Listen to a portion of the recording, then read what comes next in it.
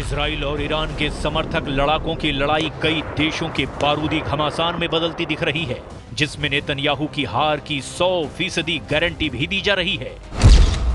क्योंकि Israel Iran टकराव में सऊदी अरब के प्रिंस मोहम्मद बिन सलमान वॉर चेंजर लीडर बन चुके हैं।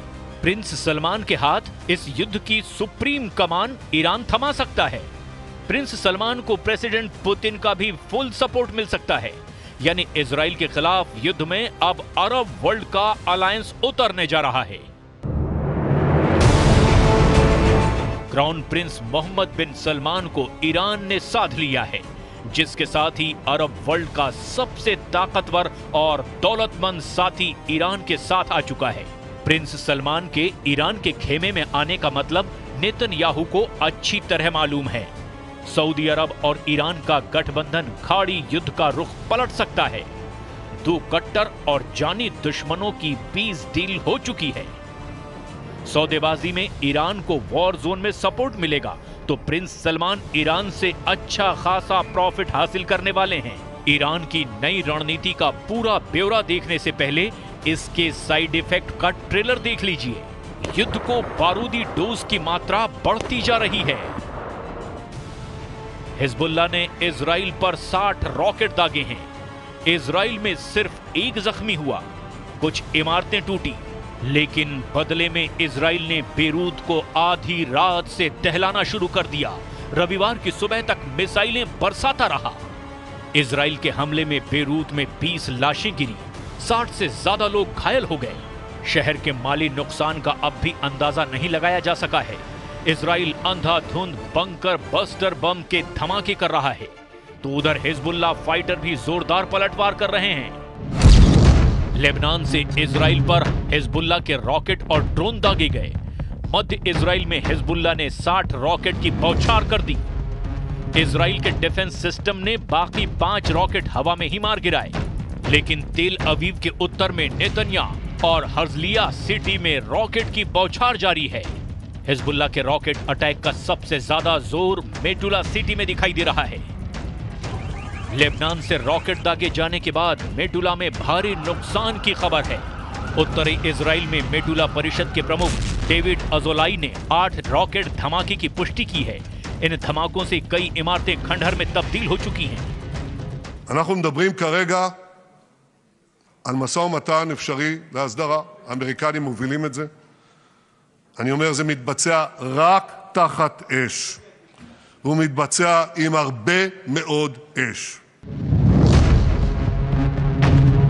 युद्ध में फाइटर ग्रुप की पूरी तरह पिटाई के बाद तेहरान ने नया ब्लूप्रिंट बनाकर सभी सहयोगियों से मोहर भी लगवा ली है। रातों रात हुए बदलाव के बाद ईरान समर्थक लड़ाका ग्रुप भी अब इजराइल पर टूट पड़े हैं। रविवार की सुबह लेबनान से इजराइल में भीषण रॉकेट हमला हुआ है। वॉर जोन की त्रासदी से अलग ईरान ने जो वॉर प्लान बनाया है, उसके बाद बेरूत के बड़े बम तेल अवीव में फटने का ऐलान हुआ है। पहले से कहीं ज्यादा मिसाइलें बरसने की हुंकार भी भरी गई। लेबनान से ज्यादा तबाही इजराइल में मचाने की मुनादी ईरान ने कर दी। इजराइल को अब हिजबुल्लाह भी मारेगा, हमास भी, हूथी भी और इराकी शिया फाइटर भी। जॉइंट अटैक में इजराइल को बम बारूद से पाट देने की प्लानिंग है। इजराइल के जंगी जेटों की काट, इजराइल के टैंक, रॉकेट लॉन्चर और एयर डिफेंस सिस्टम का तोड़ जल्द इजराइल के सभी दुश्मनों के पास होगी। इजराइल के लिए अरब वर्ल्ड से ऐसी बैड न्यूज आई जिससे अमेरिका भी टेंशन में है।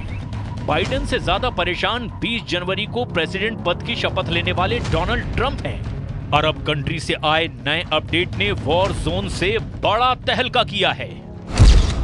प्रिंस की दौलत, पुतिन के हथियार, ईरान का प्रहार, इजराइल में मचेगा हाहाकार।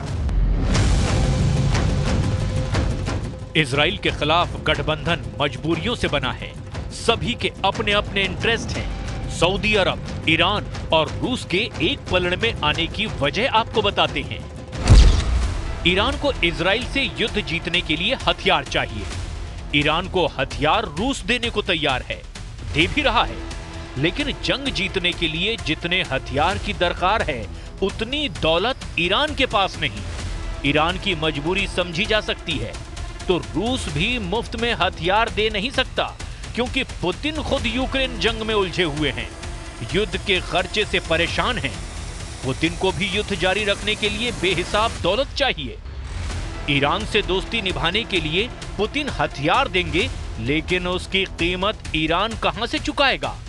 इन सभी प्रॉब्लम का सलूशन किसी के पास है, तो वो है सऊदी अरब के क्राउन प्रिंस मोहम्मद बिन सलमान, जिन्हें ईरान के सुप्रीम लीडर अपने खेमे में लाने में लगभग कामयाब हो चुके हैं।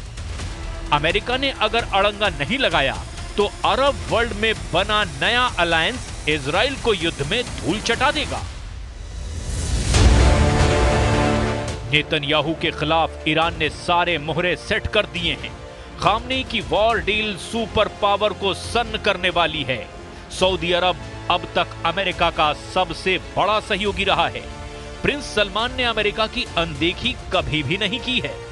बदले हुए हालात में प्रिंस सुपर पावर को भी अनसुना कर सकते हैं, और ऐसा इसीलिए कि ईरान और सऊदी की डील डन हो चुकी है। ईरान के डिप्टी विदेश मंत्री माजिद तख्त रवंची ने सऊदी अरब के साथ स्थायी शांति की पेशकश की है।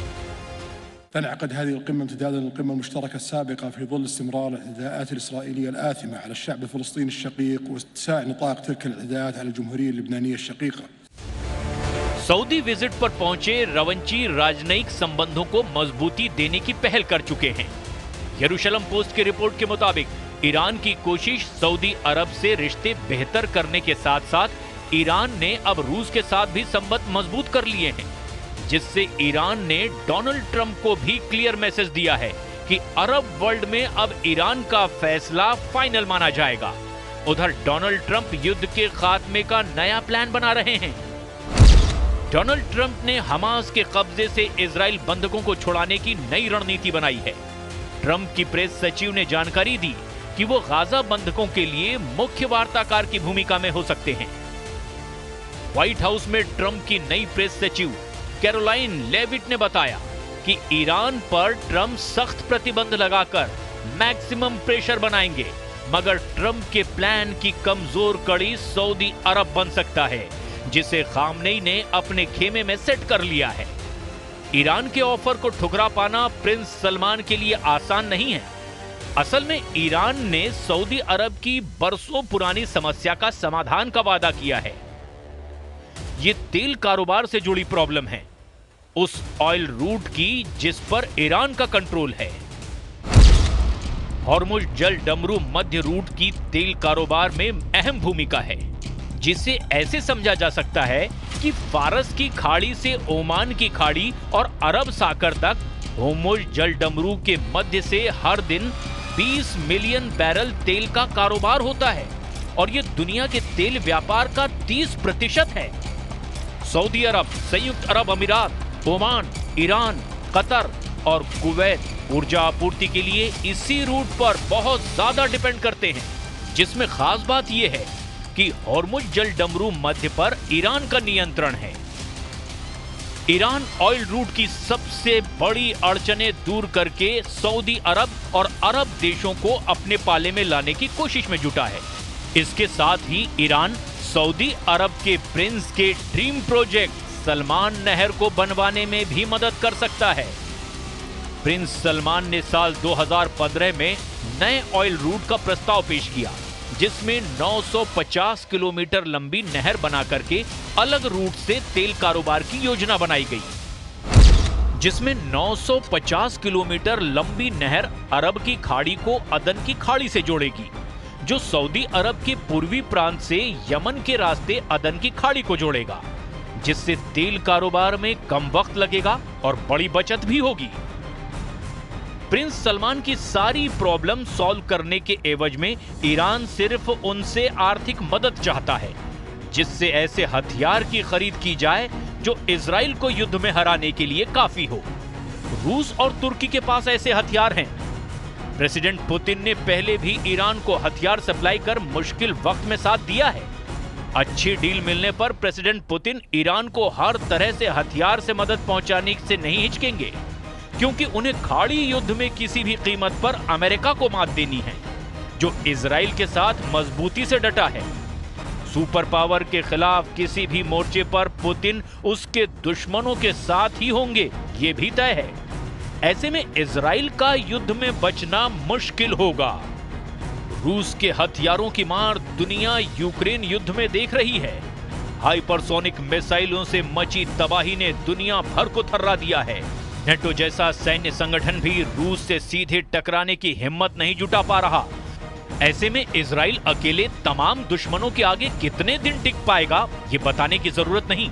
और फिर युद्ध में अमेरिका के साथ के बगैर इजराइल का बचना भी बहुत मुश्किल होगा।